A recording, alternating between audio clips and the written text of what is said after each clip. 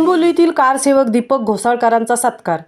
अयोध्या येथील प्रभू रामचंद्रांच्या मंदिरावर आक्रमण करून बांधण्यात आलेल्या बाबरी ढाच्याचे पतन करण्याच्या वेळी कारसेवा केलेल्या कळंबोलीतील दीपक दत्तात्रय घोसाळकर या कारसेवकांचा पनवेलमधील धर्माभिमानी यांनी घरी येऊन शाल, श्रीफळ व श्रीरामांच्या प्रतिमेची भेट देऊन सत्कार करण्यात आला।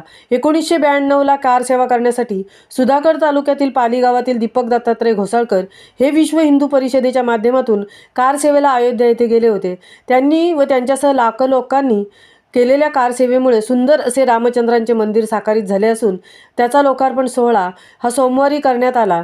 याचे औचित्य साधून कळंबोलीतील कारसेवक दीपक घोसाळकर यांचे पनवेलमधील धर्माभिमानी यांनी घरी येऊन शाल व श्रीफळ व प्रभू रामचंद्र प्रतिमा देऊन सन्मान करण्यात आला। यावेळी विशाल सावंत, संदीप पाटील, अनुराग घरत, प्रणय मोहिते तसेच त्यांची पत्नी दीपिका घोसाळकर उपस्थित होत्या। यावेळी बोलताना विशाल सावंत म्हणाले की एक शांत, संयमी, प्रसिद्धीपासून दूर असलेल्या व जीवनातील संघर्षमय अशा कारसेवेत सहभागी झालेल्या कारसेवकांचा इतिहास आम्हाला या निमित्ताने समजला। धर्मासाठी त्यांनी केलेली कारसेवा ही निश्चितच कौतुकास्पद असून ती आम्हाला प्रेरणा व ऊर्जा देणारी आहे। आपले मनोगत व्यक्त करताना दीपक घोसाळकर म्हणाले की 1992 साली केलेल्या कार्यसेवेचे फळ आपल्याच हयातीत श्रीराम प्रभूंचे भव्य दिव्य सुंदर असे मंदिर साकारलेले पाहावयास मिळत आहे। मनाला खूप आनंद होत आहे। कारसेवा करून बाबरी ढाच्याचा नामशेष करण्यात सहभागी होता आले ही जीवनातील मोठी सुवर्ण संधी असल्याचे यावेळी दीपक घोसाळकर यांनी सांगितले। महामुंबईसह मिलिंद खारपाटील, कळंबोली, पनवेल।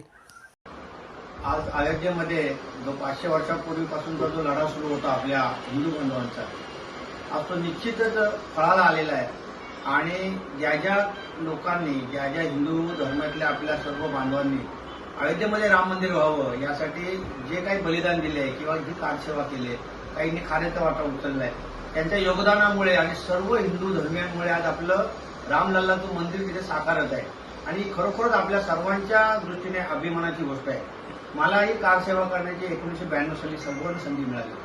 आज त्याचं खरोखर चीज होते आणि आज खरोखर मनापासून आनंद वाटतोय की त्यावेळेला केलेली कारसेवा आज फळाला आली आणि आज रामलल्लाचं तिथे यथोचित असं भव्य दिव्य मंदिर तिथे होतंय। आणि माझ्यासारख्या लहान कारसेवकाचा आज विशाल सावंत आणि त्याचे सर्व सहकारी हे पनवेलवरून येऊन माझ्या घरी येऊन माझा सन्मान करताय, सत्कार करताय, तो खरोखरच मला माझ्या मनाला भावणारा आहे। मी त्यांच्या सर्व परिवाराचा आणि त्यांच्या सर्व कार्यकर्त्यांचा मी खरोखर ऋणी आहे। जय श्रीराम, जय श्रीराम।